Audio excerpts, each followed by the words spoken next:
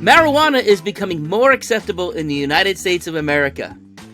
Laws are being relaxed in order to allow for better research to be done to look at both the benefits and risks of this natural medicine.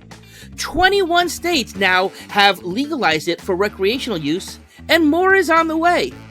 Florida is now accepting applications for 21 new medical cannabis treatment centers or dispensaries. Also, there are calls in order to decrease the scheduling away from a Schedule I drug, so that way it will be more acceptable and better for research and banking. Let's talk about it. Hey everybody, it's Dr. David. So welcome to another episode of Ask Dr. David. Appreciate all the love and the comments that people leave. Keep it coming. Really, it's just wonderful to see all the support that we're getting. Now, there's a bunch of new stuff that I wanted to share with you, so I figured I would wrap this all up in like one video to lay it all out there. Now, first of all, there is a new bill being put forth in Congress and up in Washington, D.C., by a Representative Greg Stoop, S-T-E-U-B-E. That may even be Stubby. I apologize if I pronounced your name wrong, sir. But what he is doing is he's reintroducing a bill to reschedule cannabis away from a Schedule I, which by definition means has absolutely no medical benefit whatsoever, and he wants to reschedule it down to a Schedule III. Now, in Schedule I, which is where it currently is, that is the same category as heroin and LSD. And, of course, anybody who could make an argument that those are dangerous just as much as cannabis, again, we all know that that is not possibly true. Now, Schedule II medications, just so that you know, are medications such as OxyContin and fentanyl. Okay, and as of right now, the U.S. government looks at marijuana in a pure sense as more dangerous as those two medications, which that may even be more of a bigger, oh my God, are you kidding me, type of situation, because we know what's happening with OxyContin and especially fentanyl now. That's just crazy talk. Okay, now Schedule III is things like the category of OxyContin, of codeine, of anabolic steroids like testosterone. And that's what he's trying to move it down to. Now, I am certainly all in favor of removing the Schedule I classification, because part of that means that research cannot be done. That's why most research is being done in Europe and in Israel. And there's only one place in America, in Mississippi, one university there, that is allowed to grow, and all research has to be based upon that particular product, which isn't that good of a product from what I understand. So that would be great. But as I said, it would be wonderful if it was up to me, I would like to see it descheduled altogether. It certainly should be regulated, but there's no reason why we can't regulate it the way that alcohol and that tobacco is regulated. I don't want big pharma involved in this. And if it gets rescheduled from a 1 to a 3, Big Pharma's going to have their hands all off of it. We have seen time and time what happens when Big Pharma gets their hands in. There's no need for that. I'd rather see it being regulated on the state level and on the federal level, looking at in that similar to alcohol and tobacco way. Now, this representative, he made a very interesting comment, which I wanted to read to you because it's so nice to hear these types of things being discussed at the federal level. So he told the media, whether it's young children with seizure disorders or veterans suffering from chronic pain, it's clear that there are medical benefits to marijuana. And I think it's time we remove the bureaucratic red tape that prevents us from thoroughly studying this substance. So that's pretty cool. Now, also, President Biden is also on record as saying specifically, no one should be in jail just for using or possessing marijuana.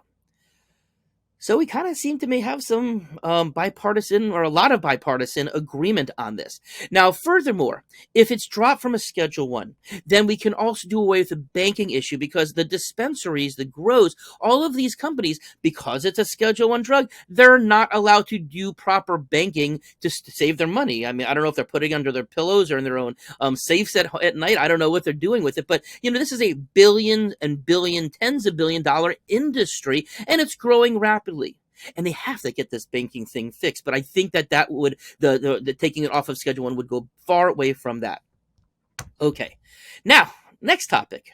Okay, Florida recreational. Okay. Now, this has been put forth before, but never actually made it to where we could actually have a good thing to vote on. Now, the Florida recreational actually has failed a couple times already.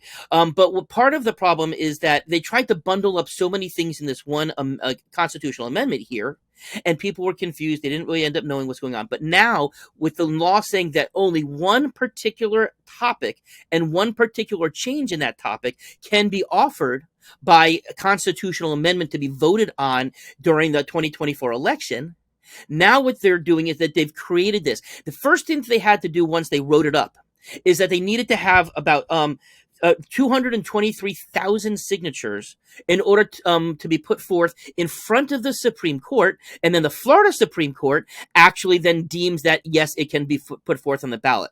They've actually gotten about 300,000 already. Now, in order to actually get it on the ballot once the Supreme Court gives the okay, there needs to be about 900,000 signatures. But from what we're hearing, from what we're seeing, that does not seem like that will be a tough thing to do. So I think we can look forward to having recreational on the ballot in 2024 in Florida. Now, one of the things also which is very interesting is that it's estimated that in order to properly put this forth on the ballot, to get public awareness of it, etc., to lobby for it, that there needs to be about $10 to $15 million in cash in order to fund all that. We're hearing the dispensaries already ponying up for all of that, so that's obviously really good because funding needs to be there to make anything happen. Unfortunately, money is how the world rolls, right? So at least it seems to be there. Okay, now, lastly, another thing. So this Florida is releasing more medical cannabis licenses. Why is this important here?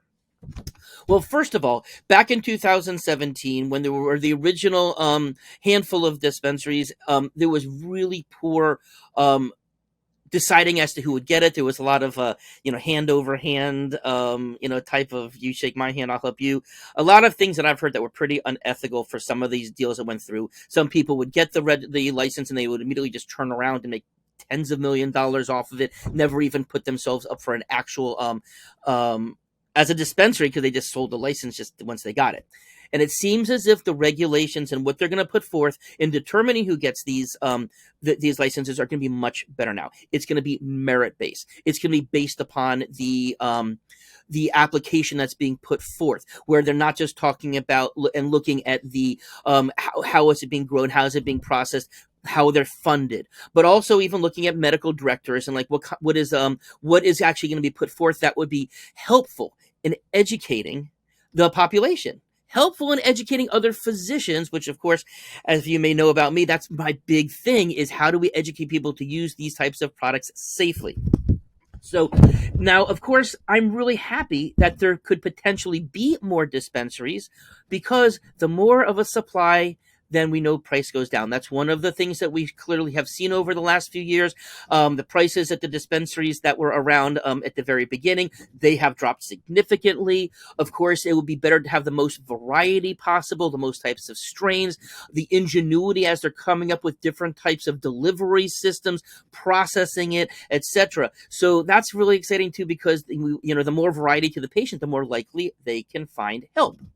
But also, the more dispensaries that we have, also the more likely that it will be in communities where there are underserved populations or in rural populations. And of course, the more availability, the more likelihood that a patient can actually get something and learn about it and be able to help themselves.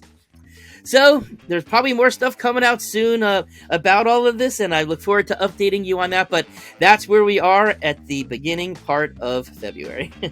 Have a great day.